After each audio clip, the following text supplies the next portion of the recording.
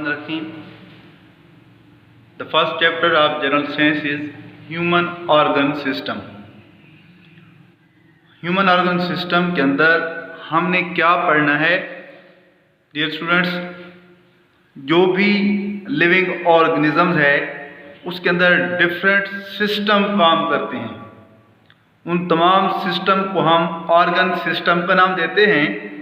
जितने भी body parts हैं, जो भी लिविंग ऑर्गेनिज्म है, अगर उसकी हम ऑर्गेनाइजेशन की बात करें तो हर लिविंग ऑर्गेनिज्म जब हम बात स्टार्ट करते हैं तो हम सब एटॉमिक लेवल से स्टार्ट करते हैं। एक लिविंग ऑर्गेनिज्म सब atomic particle electron, proton, neutron मिलते हैं तो एक एटम बनता है। एटम मिलते हैं तो मॉलिक्यूल बनते हैं। मॉलिक्यूल कंबाइंड होके ऑर्गेनेल्स बनाते हैं। ऑर्गेनेल्स कंबाइन होती हैं तो एक सेल बनता है। और जब डिफरेंट सेल एक ही काम परफॉर्म करें, when different cell work together, तो हम उसको टिश्यू का नाम दे देते हैं। और जब डिफरेंट टिश्यू मिलके एक ही काम करती हैं तो उसको हम ऑर्गन का नाम दे देते हैं। और डिफरेंट ऑर्गन मिलके जब एक ही काम करते हैं तो वो ऑर्गन सिस्टम बन जाता है। For example respiratory system, digestive system, nervous system, ये मिलके एक मुकम्मल ऑर्गेनिज्म बनाते हैं जिसको हम लिविंग ऑर्गेनिज्म का नाम देते हैं। For example in our digestive system, our oral cavity, oesophagus, stomach, small intestine, large intestine, these all are organ. ये सारे के सारे क्या हैं? ऑर्गन हैं। इन सब का काम क्या है? डाइजेशन, खुराक का निज़ाम हाजमे का काम करते हैं। ये सारे ऑर्गन मिलके, तो ये मिलके क्या बनाते हैं? Digestive system. क्या बनाते हैं? इसी तरह जो नर्वस सिस्टम की हम बात करेंगे, ब्रेन है, स्पाइनल कॉर्ड है, नर्व्स हैं, sensory neuron, motor neuron, inter neurons हैं, ये मिलके एक सिस्टम बनाते हैं जो नर्वस कोऑर्डिनेशन, जो हमारी बॉडी के अंदर एक राब्ते का काम करता है, ये नर्वस सिस्टम बनाते हैं। तो इस चैप्टर के अंदर जो हमारा पहला टॉपिक है वो है what is coordination. What is coordination? तो हमने एक क्वेश्चन बनाया है कि डिफाइन कोऑर्डिनेशन या what is coordination. Coordination basically एक राब्ता है बॉडी के डिफरेंट पार्ट्स के दरमियान। तो हमने इसकी डेफिनेशन लिखी है, communication between different parts of the body is called coordination. अब कोऑर्डिनेशन की दो टाइप्स हैं। हमने क्वेश्चन बनाया कि how many types of coordination, write their name. There are two types of coordination. Number 1 nervous coordination, number 2 chemical coordination. इनको हम आगे जाके डिटेल में हम पढ़ेंगे कि नर्वस कोऑर्डिनेशन जो है उसका जिम्मेदार नर्वस सिस्टम है और केमिकल कोऑर्डिनेशन का जिम्मेदार हमारा एंडोक्राइन सिस्टम है, जो हार्मोन प्रोड्यूस करता है और बॉडी के तमाम हिस्सों का आपस में राब्ता कायम होता है। जो कोऑर्डिनेशन है, हमने इसका थर्ड क्वेश्चन बनाया है, write down the component of coordination. Coordination के कितने कंपोनेंट हैं, कितने अज्जा हैं, कोऑर्डिनेशन कैसे होती है डिफरेंट पार्ट्स के दरमियान, ये भी आज हम स्टडी करेंगे। तो हमने बताया है कि there are 5 components of coordination. Coordination के 5 कंपोनेंट हैं। Number 1 stimulus, receptor, coordinator, effector and response. These 5 are component of coordination। ये जिस्म के मुख्तलिफ हिस्सों में राब्ता कैसे कायम होता है, स्टिमुलस क्या है, रिसेप्टर क्या है, कोऑर्डिनेटर क्या है, अफेक्टर क्या है, रिस्पॉन्स क्या है, इसकी हम मज़ीद डिटेल देखते हैं। पहले हमने क्वेश्चन बनाया what is stimulus. Any foreign particle और external factor which can induce change is called stimulus.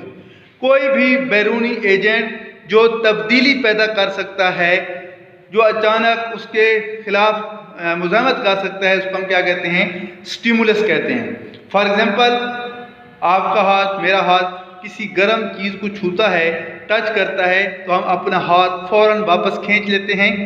हमारे पाँव के अंदर कोई कांटा चुभ जाए, कोई सख्त चीज़ चुभ जाए, तो हम पाँव ऊपर उठा लेते हैं। तो वो जो कांटा है जो हमारे पाँव के नीचे सोल पे चुभ रहा है, टच कर रहा है, और जिस वजह से हम पाँव को ऊपर उठा रहे हैं, वो कांटा स्टिमुलस है। हम किसी गर्म चीज़ को छूते हैं, हम हाथ वापस खींचते हैं, वो गर्म चीज़ क्या है, वो स्टिमुलस है। What is receptor? दूसरा हमारा कंपोनेंट है वो है receptor. Receptor is a site where stimulus act. अब वो जगह, बॉडी का वो हिस्सा जहां पे स्टिमुलस आके एक्ट करता है, वो जगह क्या कहलाती है, रिसेप्टर।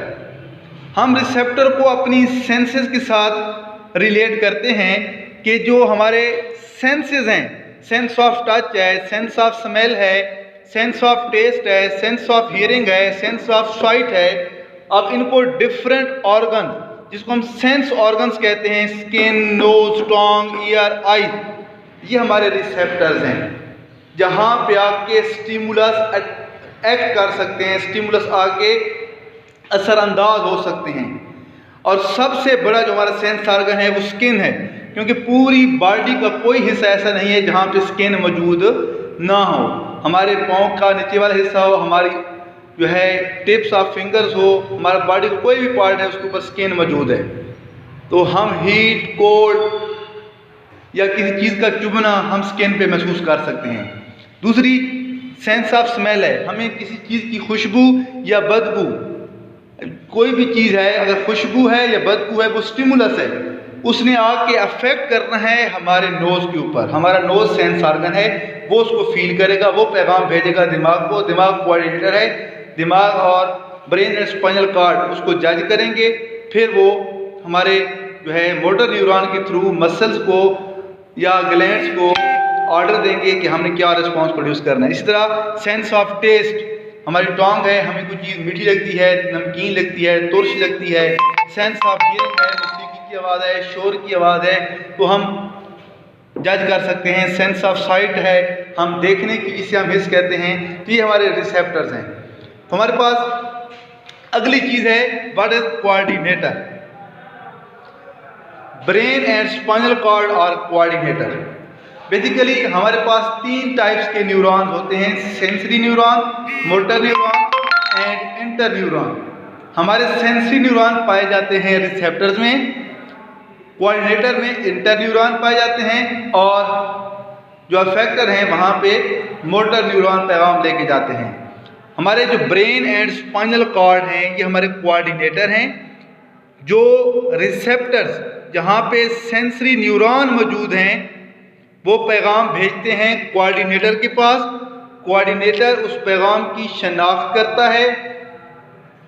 शनाख्त करने के बाद कोऑर्डिनेटर जो है, मतलब वो ब्रेन एंड स्पाइनल कॉर्ड जो है, वो मैसेज कन्वे करता है through motor neurons to effector.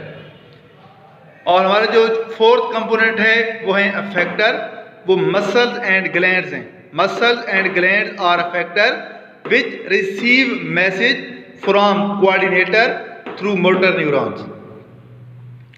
अब मतलब कि हमारे पाँव के अंदर या हमारे हाथ के ऊपर जब कोई चीज़ हम टच करते हैं, किसी गर्म चीज़ को, तो हम हाथ वापस खींचते हैं।